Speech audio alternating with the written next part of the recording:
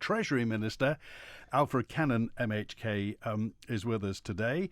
Good afternoon. Good afternoon, Andy. Good afternoon. What do you make of the Tory win? Well, I think it's good news, really. I think the block in Parliament around Brexit needed to be broken. Johnson's now got a significant majority. I think there's going to be a lot of hard work. Things are going to move very quickly. But definitely, this election has been all about Brexit. The people have delivered their choice. Around that now, Johnson has the mandate to get on with this. And for us on the island, that will inevitably mean a lot of hard work as well now, as these the withdrawal bill is now brought back to Westminster, but more importantly, new relationships are negotiated with Europe and potentially further afield, and we need to have our voice heard, certainly down in Westminster, when it comes to those negotiations. Because of our constitutional framework, we can't run a deficit. We have to pay our own bills on the Isle of Man, and that's your responsibility. Growing the economy and making sure we have a fiscal framework that works for the Isle of Man. Are you confident about the future? I'm very confident about the future. We set out a very clear fiscal plan for this government for 5 years to ensure that we properly funded our services, that we kept a tight control on our finances, that we invested into the priority areas that we needed to, and the plan's on track. It's working, it's delivering, and these changes, significant changes like Brexit, that we now appear to be on track to deliver in the UK, will bring opportunities for the island. I think it will bring opportunities for the finance sector. It will be good if, of course, the UK economy picks up as well. We tend to do well on the back of those sorts of that sort of positive news coming out of the UK. And I think the international outlook of a number of businesses here will put us in a good place when it comes to the UK's refocusing in terms of its international economic focus. So I'm very positive about what we're facing. Uncertainty is no use to anybody, and of course we've been in uncertain territory for the past couple of years. So do you think there's, in essence, some slack to be taken up in the finance world and in the business world? Well, look, the global economy has tightened, definitely. There's a lot of thunderclouds around the place. Once people are over the jubilation of the election result, or despair of the election result, depending on which side of the fence you're on, reality tends to set in, and it has been tough. One doesn't forget, and we've talked about it a lot in Tynwald, I've talked about it a lot, the fact that this has been a very, very tough decade in so many ways for so many people. But on the positive side, particularly when you look at the island, unemployment has reduced. Despite all the naysayers saying the finance sector was finished, it's actually come through quite strongly. Yes, there's been some consolidation. There's still little bits and pieces of consolidation going on.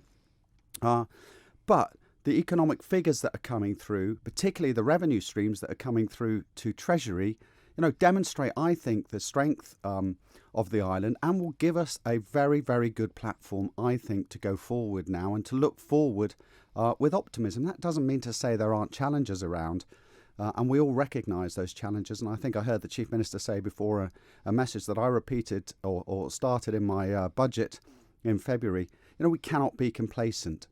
But the island should be optimistic about going forward and the opportunities that will be available to us, I hope, with a new outlook that's being adopted in the UK, providing everything goes successfully over the next 12 months. One of the rumours is that the UK government is going to reduce corporation tax quite significantly. Well, we'll see. I mean, there's always challenges that come about. That may or may not be the case. There's often a lot said pre-election, and as you know, it's a very different outlook sometimes when people face up to the reality. I'm not convinced, actually, that there was going to be a massive challenge in terms of the UK sort of slashing, if you like, its corporation tax rate, but we wait to see. I mean, there's other challenges potentially that we might need to deal with on the taxation side, personal taxation side, when we're benchmarking ourselves, if you like, with the UK, actions we might need to do to make sure it's still attractive to come to the Isle of Man financially for sort of low to middle income earners. But I'm not worried about those challenges. Sometimes, you can't control what happens. You just look for the opportunities that arise as a result of that. And, if I just take you back a few years, the ring fencing of banking that took place alongside a report called Vickers left us outside the ring fence, and actually that gave us a huge opportunity for our banking sector, the Isle of Man's banking sector, to readopt, if you like, a much higher profile within these major banking groups. And I think that is another platform that will help us going forward, because banking is starting to go through a bit of a renaissance on the island. There's a lot of focus from London and international headquarters on what the island offers and how useful it's going to be when it's reaching out to the international community who want a base close to the UK. Do you think, and this is an ideological point, Mr. Corbyn had been talking about, and again, it was the same old trope, sorting out the tax havens.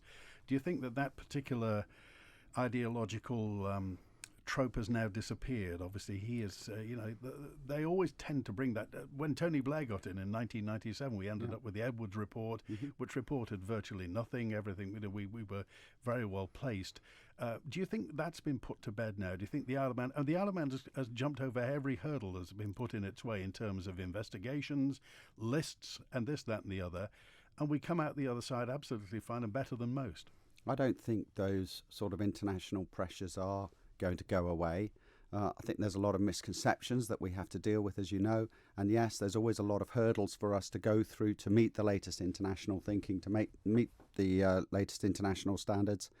I think internationally there will continue to be pressure on places like the Isle of Man to conform, to do things that the international community believes will assist in ensuring that everybody receives their fair tax duties. But I'm also, think that as we move forward, there perhaps might be a slightly different relationship that emerges now that it appears that the United Kingdom will exit from the EU. That may or may not give us a little bit more flexibility when it comes to deciding how we meet some of the requirements. But we're committed as an international jurisdiction to working with the international community on these matters. We want to make sure we don't like tax evasion. We don't want financial crime on our shores here. And we want to make sure that we're operating correctly within the framework and legitimately. And I think we do have a very significant legitimate role when it comes to that particular element of dealing with and meeting international community standards. How are things on the fiscal horizon for the Isle of Man? Are you optimistic for the future?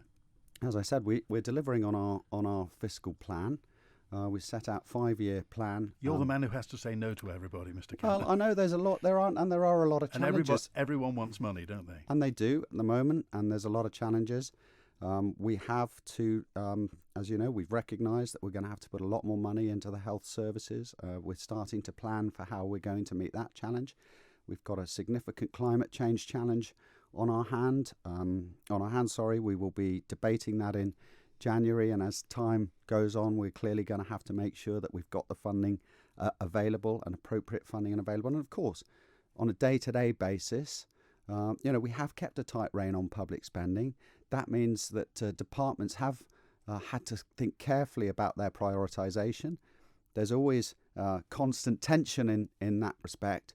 But that is the way. That is the job of the government. It's the job of the Treasury. It's not something that's going to go away. We live the heady days of 1995 to 2005, 2006 are gone, Andy, and we deal with all these challenges in a mature way. The important thing is we have a right framework and a plan that we need to stick to, and that does involve often saying no, and we have to think innovatively how to therefore meet the requirements that are coming from the public for frontline services to be delivered. Alfred Cannan MHK, Treasury Minister, is with us on the Mannin Line today, on this day after the UK general election and Brexit to be happening next year. Obviously, the withdrawal agreement bill is going to be brought before the Commons next week.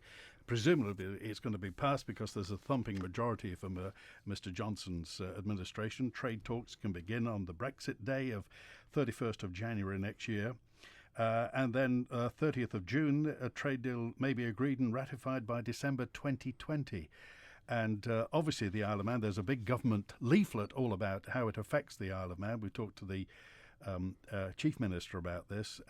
Just one final point I want to make to you about, and you're talking about the finance industry. Where are we on cryptocurrency on the Isle of Man?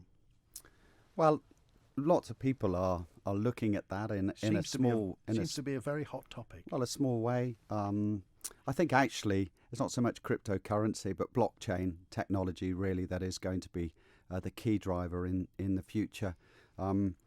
Cryptocurrency is not a major focus I don't think, for the Department for Enterprise. We always welcome people who are looking at innovating in those areas, but it is actually blockchain that I think is providing for us the most focus, and certainly demonstrated the Department for Enterprise really are starting to got a blockchain office up and running now, and we have legislation in place. Well, not specifically around blockchain. As I said, there's not necessarily a need to have legislation around this new technology, which effectively will have a lot of implications into the future. But look, we're investing in a number of areas and supporting a number of areas of development within the business community. Technology, blockchain, cryptocurrency are all elements that may have a strong or an interest into the future, an exciting part of technology and going forward. And we're going to continue to support those new and emerging technologies and industries. You mentioned those heady days, and of course back in 1984 when the place was in real trouble and when our back was to the wall, and we adopted certain industries and we moved forward. And as you say, that there was a river of money for all those big public spending projects, Pulrose Power Station, Iris, the incinerator, the hospital, absolutely everything. Your father's generation of politicians were very nimble on their feet. Are you confident about this generation? Yeah, every generation has different challenges and things move on, and I can only talk about what we're doing as a government, as a council of ministers. What I do believe is that we are taking actions that will provide the right platform for this island to move forward into the future, and that in doing so, we're not just thinking in the short term. We are taking actions for the long term. We will be taking actions for the long term around climate change. We're taking actions for the long term when we look at our fiscal planning around, particularly hot topic this week, the National Insurance Fund, and making sure that's in a strong and healthy position for generations to come, so that people can be sure that their life support when it comes to old age and retirement and their pensions are there. So absolutely vital that we think for the long term and we're not short term thinking, although of course we have 5 years in which to deliver, and that does mean we have to act, and we have to act quickly. And I think to a large degree we've done that, certainly from a financial perspective, in terms of trying to make people's lives better, both for now and for future generations. Mr. Cannan, 2021, what are your thoughts? Will you be standing? That's a long time away, Andy. You're a man who's just been talking about plans. There's a job to be done at the moment, and that, frankly, is from a long time in the distance. I know it may seem a short time in terms of our lives, but really I need to focus on the day-to-day job. There's still a lot for us to do, and I want to make sure that we come to the end of this administration having achieved everything that we set out to achieve, certainly when it comes to the Treasury's role in delivering the nation's finances in a proper manner that has tackled the major issues of the day.